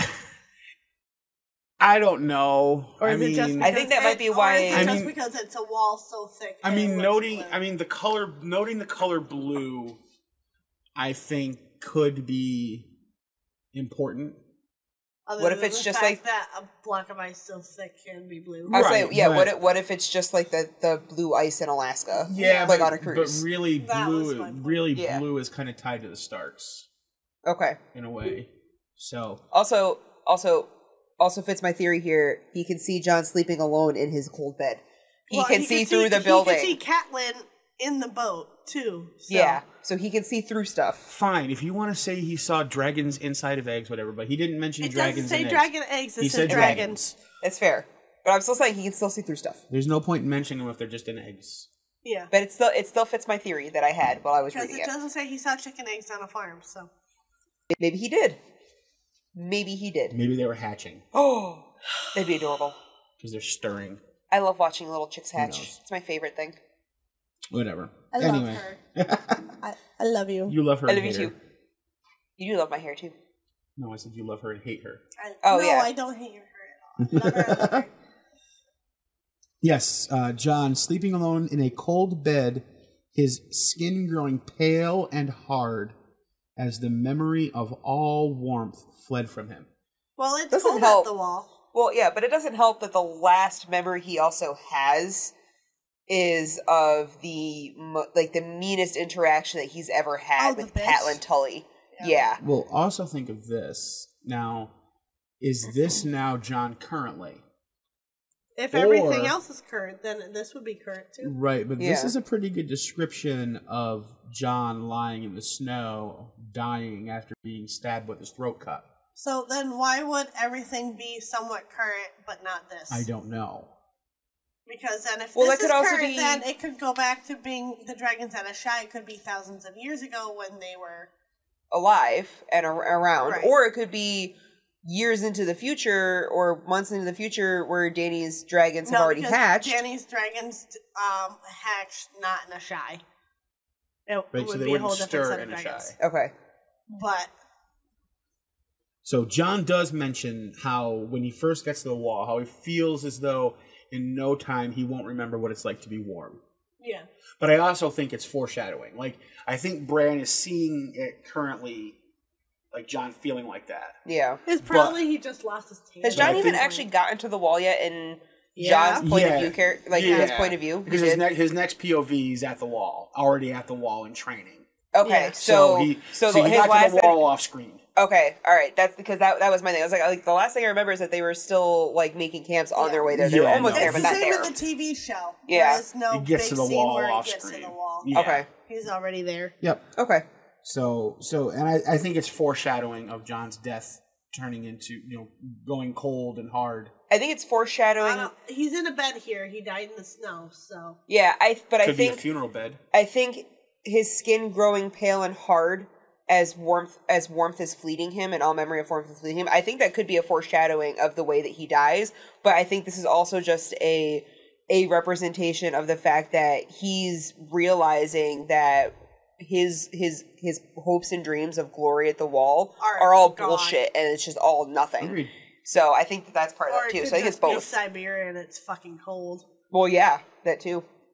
He's in Siberia. And then Wolveria. what's he see next, And Maester? then he goes even further north. Oh shit, we're beyond the wall now. and look past the and wall, North, and past north. endless forests cloaked in snow, We're all past the past free the folks and shit. frozen shore and the great blue-white rivers of ice and the dead plains where nothing grew or lived. North and north and north he looked, to the curtain of light at the end of the world. And then beyond that curtain, he looked deep into the heart of winter, and then he cried out afraid, and the heat of his tears burned on his cheeks. Yes. That is I as love that vague chapter. as it could fucking possibly get, and I hate it. But or it's it's not. as direct yeah. as it could possibly get. I think it's Told you, direct. I have no imagination when it comes to this shit. I have no symbolism. I have none of that. So to me, this is extremely vague. So here's what I think. He literally just looked into I talked, Winter as a person. I talked to her about this earlier. we did. I yeah. think that he looked because winter is described as like something you can slay, right? Like winter fell. It was like winter was defeated and fell there. I have a thing here. Winter is a thing, not just a season. So if we are to take from that winter is like the great other, right? So we've got R'hllor, the Lord of Light, and then the cold god, the great other. So if we call the great God other save winter, then I think that Bran looked into the heart of that god Okay. at what it was planning to do And got and scared. got fucking terrified. Yeah. And because he's Which literally... God is this? The god of light? The No, good- R'hllor is the god of light, the good god. The great other is the evil one. which is also, I mean, I don't think they don't make any mention, but I think that's why the show Well, it calls him says the Night curtain King. of light. So wouldn't it Well, be the Night god King's of completely light? different. Oh, is It's it? just it's a made up show thing.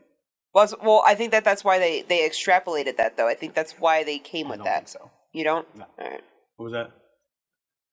I'm trying to get to yours, and It says curtain of light, so it's the god of light that he looked into. well, he looked through a curtain of light. Right. Perhaps perhaps R'hllor had, like, we put the wall up Yeah. to keep winter above it. Perhaps R'hllor had wrapped winter in some kind of protective light that was fading.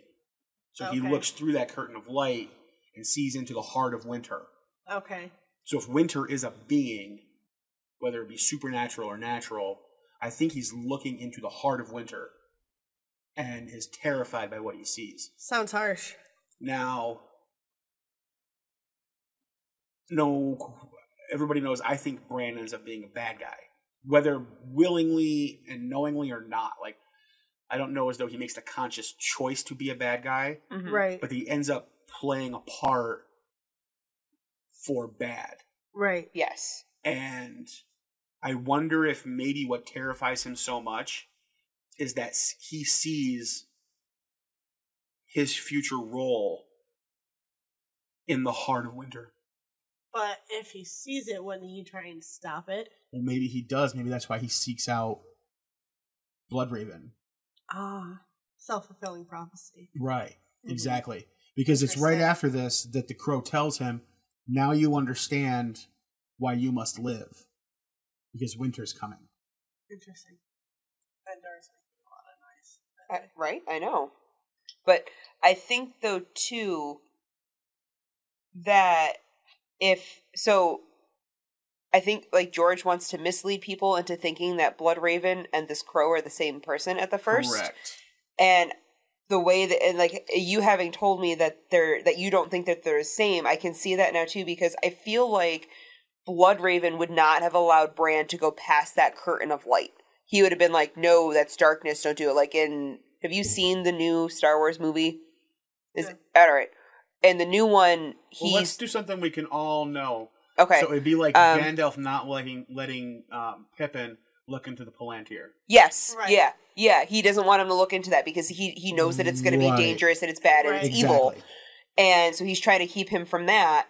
But this crow just like leads him right toward that. Or you could and then tells him, this is why you have to stay alive because you're going to help that guy. You got some sort of role to play because winter's coming. Yeah. Or it's not as vague and one's a crow and one's a raven and they're not the same bird. Right. Well, in a lot, Bloodraven was a crow though because he was he was a crow. He was a crow. He was in the End of the Night Watch. So he was a crow as well. What the fuck, Maester? We were talking about this earlier. Well, I know they're not the same. But they're not the same. I don't think that the three-eyed crow and blood, but I'm just saying the raven was a crow.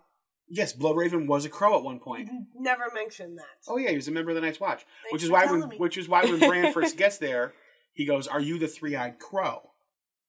And Bloodraven goes, "A crow? I was once a crow," indicating that he was once a member of the Night's Watch. Okay.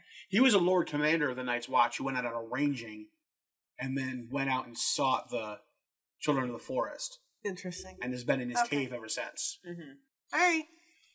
But no, I don't think that Bloodraven is the three-eyed crow. I think the three-eyed crow is evil. Okay.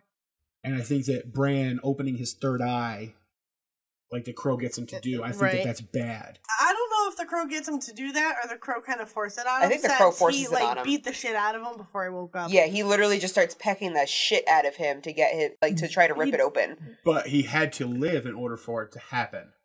So Bran had to make the choice to fly and live. Right, he chose to live, but that he didn't say, "Okay, come perch on my shoulder and open my third eye." And I don't think that Bran even opens his third eye yet. Right, I don't even think Bran's opens his third eye yet.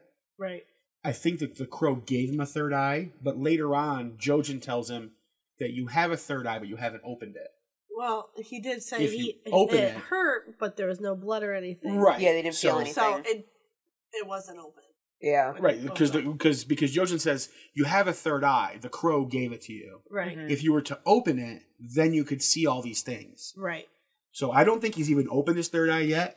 He basically just passed the first test and was then given his third eye, which he can then open. Yep. At a later date. And then that brings us exactly to, it brings us to the stark words, winter is coming. But then it brings us into the next 2 sentences where it finally tells us that this crow that he's been seeing has a third eye. Like, this is the first part that it tells us it had 3 eyes, and the third eye was full of a terrible knowledge, which I wouldn't think that Bloodraven would be filled with terrible knowledge. I mean, he probably does have terrible knowledge, but that's not his intent. Like, it's not his intent to be terrible and to have terrible information. Right. So I think that plays into your thing that the three-eyed crow is evil, because why would his eye be filled with terrible knowledge solely? Right. Like, I mean, if it was just filled with knowledge, that would be one thing. Right. But terrible knowledge is something completely different. Yeah, like this is darker. It's darker. It's just evil. Yeah. See, I think that Bloodraven was duped. Yeah. Kind of like Bran was. Probably was. And Jojen was, too, because Jojen saw the three-eyed crow when he was younger. So then, it's probably all And actually, Euron Crow's Eye actually saw the three-eyed crow, too, because he mentions that a crow in a dream taught him how to fly. Who? Euron. Uncle Euron. Crazy Euron. Oh, the one that tries to kill Yara and... Yeah, the one that cut out all the tongues of the men on his ship because he needed silence. Mm-hmm. Lovely. Yeah, so... So he did learn how to fly. So why did he not... Well, I don't know if he learned how to fly or not. He's alive, isn't he? True. Good point. Fair enough. And he is called Crow's Eye. So maybe Euron has a third eye, too. You're welcome. Good call. Interesting. See, and then from the third eye being full of terrible knowledge, he looks down and there's nothing below him but snow, cold, and death.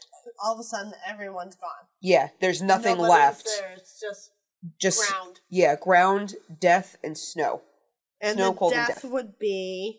And jagged blue-white spires of ice waited to embrace him. So the death Oh, that is... sounds so welcoming, though. Yeah, where did those Bran, show up? go All there. of a sudden he was over Winterfell, and now all of a sudden here's... They Yeah. flew up at him like spears.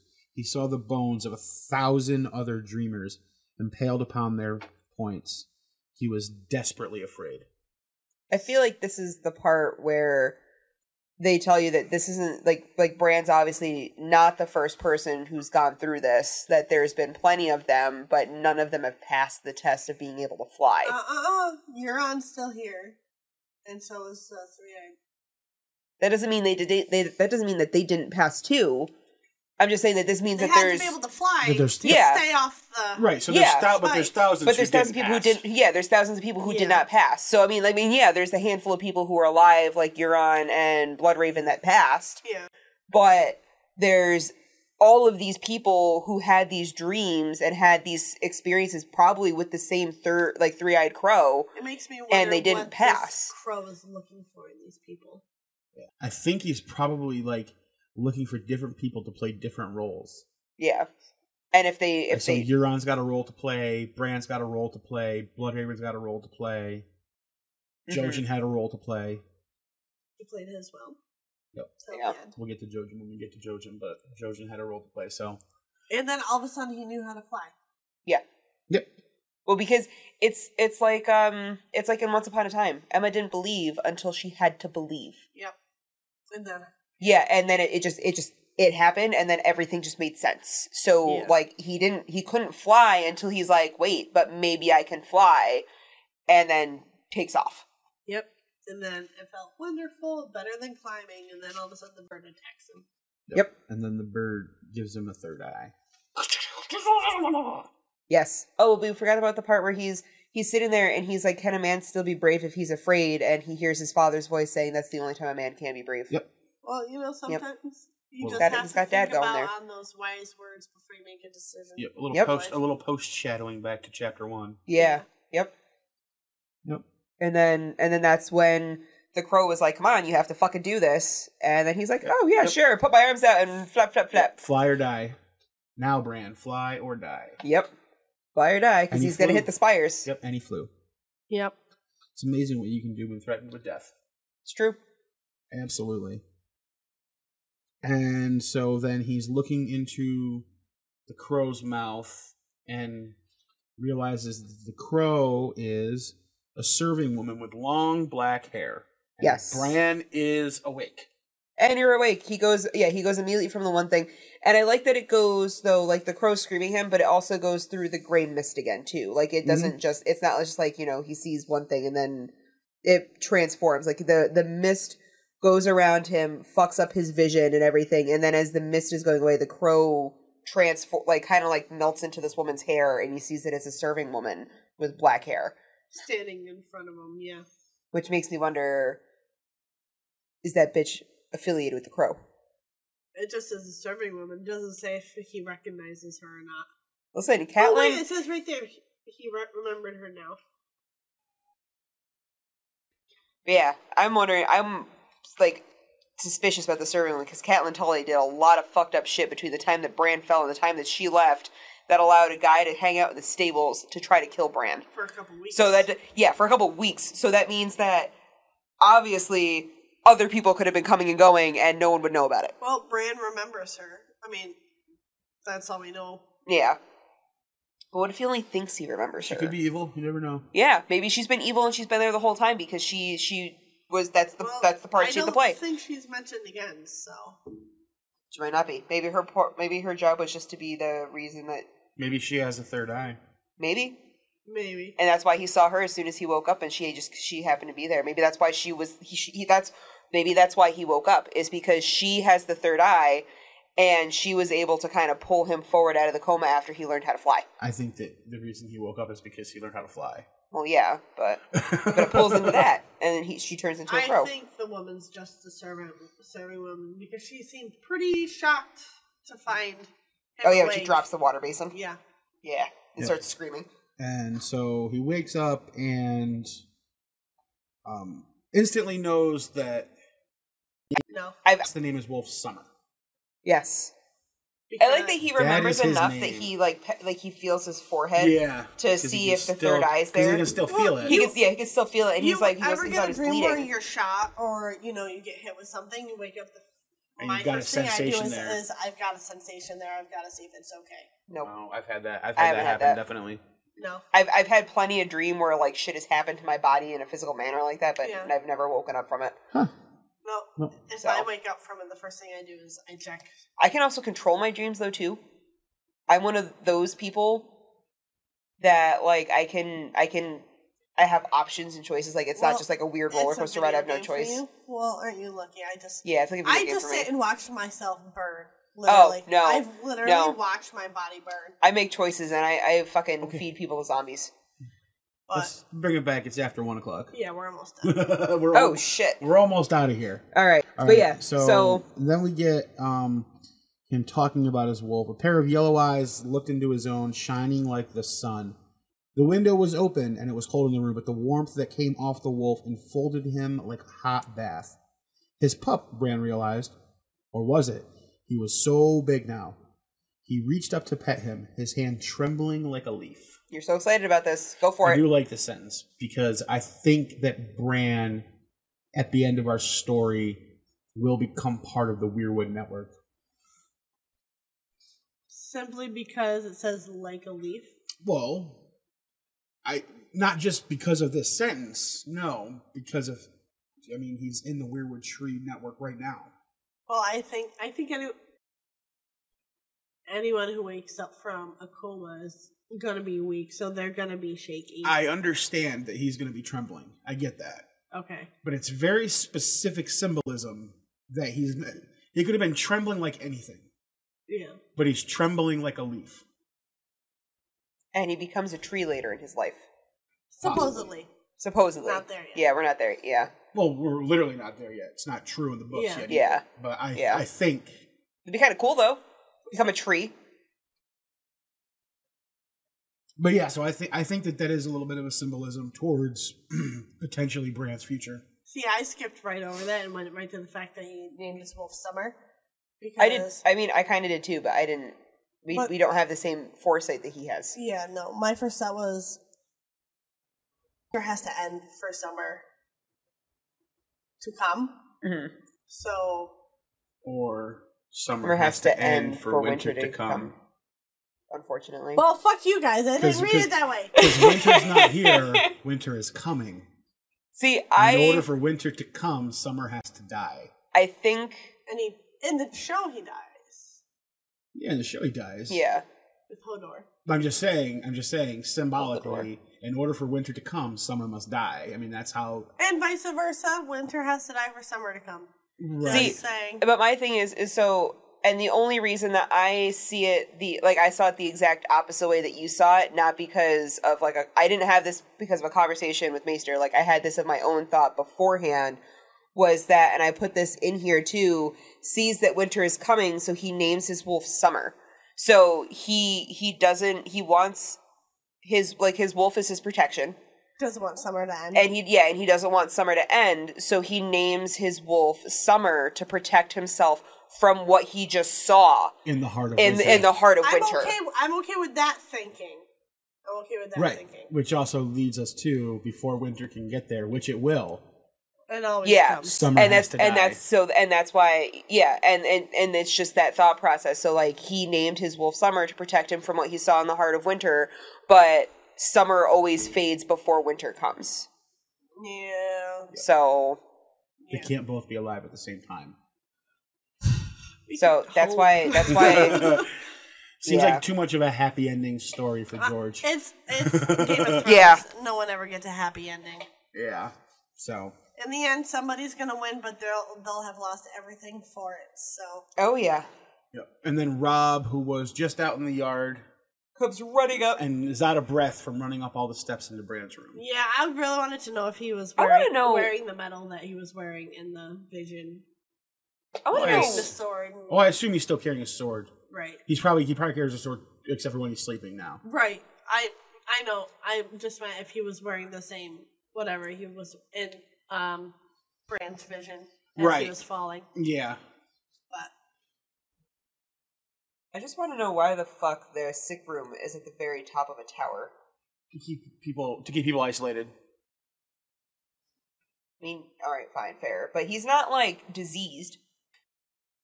no, but it's usually people that are diseased that are in sick rooms. Right. I mean, And- he's yeah. Because not, but- how often Yeah. do people fall off a tower? I know, but I mean, they could have put him in his room or something, or they could have put him someplace closer by because they knew he wasn't diseased. They just, It's it's just where it's they a sick put him. room. Yeah. It's the Having to cart water up and down a fucking tower like 5 or 6 times a day, though, has got to be a pain in the balls. Well, maybe originally he was in his room and then he got attacked, and so to keep him safer. he was attacked in the sick room. Yeah, he was attacked in the sick room. He was in the sick room the whole time. It's just the hospital wing. That's all it is. It's their infirmary. For your maesters and your septons are, so, you know. Maybe he's in the same tower as them. Maybe he's just like, he's closer to them. Well, Maester fair. Lewin is at the tower right now Yeah, doing Standing astronomy. outside. Yep. yeah. So it could be the same tower. And he might not. I mean, he also may or may not be at the top of the tower, but he's definitely quite up there. Yeah. So out of the way. And that finally brings us to the end of Bran 3. So how long did it take us to talk about this hours. episode? Yeah, about 2 hours with the talking time. Woo! You guys are in for a treat.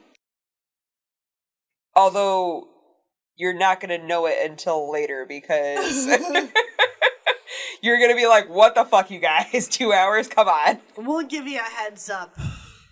Yeah. It'll be a little less than that after some editing. Yeah, Some editing magic. it'll end Hour up and a being half. less. It'll end up being less than 2 hours, probably like more like an hour and a half. Yeah. Just put a warning on this one. Give or warning. take. Super long episode. Yeah, warning. Long episode. All right, so our next... We won't do a trigger warning, but we'll do a long episode warning. All right, so our next episode is, of course, another fucking cat. Christ. Yeah, I know. She has more chapters than anybody in the fucking world. Why? I know. It's because she's useless and he wants us to hate her. No, I think Sansa, at this point in the books, I think Sansa's more useless than Catelyn, which Sansa- is funny because I love Sansa in the TV show. Sansa is more useless than Catelyn, but we don't hate Sansa as much as we hate The Catelyn. problem is, see, Sansa's useless, but Catelyn's, like, outright, like, destructive. Yeah. Catelyn is very destructive. Like, she's not just useless. Like, she actually does things. It's just bad things that cause more bad things to happen. Yeah. Yeah, we got joined by Sir Mouthy. So yeah, Mama. we've got Catelyn. Well, another Catelyn chapter next Jesus time, Christ. because yay for Is us. it a long chapter? It's a Catelyn chapter. It's going to be a slog, regardless of how long it is. Yeah, it doesn't matter how many pages it is. It's gonna fucking burn my soul. It's more than 2 pages this long. I mean, that's it's fair. Yeah, it actually is a pretty long chapter. Yeah, I say this actually is a fairly long one too, so that makes it that much harder. But at least it's followed by a John Mouthy. chapter. That's fair. So we at least get rewarded after having to make it through that. He's army crawling across the floor. Yeah. It's so funny. Yeah. He's on All the right. couch right now. So, like I said at the beginning of the show, Not you, Mama. check out the Friday morning releases. 2 episodes a week from now on. Yes. And Is it Friday morning or is it? Well, it'll be it's Thursday night, Friday morning. slash Friday morning. Okay, it's like, the midnight thing. yeah, it's the same thing. Yeah. I release Monday morning, show Sunday night, just so I Yeah. can go to sleep. Most people go to bed. I would assume most people go to bed before we release the episodes, but I Not mean that's me. Yeah, I don't either. I go to work and I listen to it. There you go. Yeah. I say I don't either. I'm usually awake. I don't listen to it the next day, but I'm awake usually when it gets dropped. And hop on over to our Patreon page, patreon.com/Ironwood, where you can get yourself early access to every episode Show us some love. a few days before it comes out, and also get yourself a spot to join us live to discuss a chapter of your choice. Hell yeah. So until we see you again with Catelyn and King's Landing, Stay warm, everybody. It's cold out there. Yeah, it's frigid here. Winter has arrived. Yeah, winter is definitely here where we are. Where it's going to be -1 tomorrow. Yeah, Saturday. A big high of -1 on Saturday. Fantastic. Woo. All right. Have a good evening, guys. Bye, guys. Bye.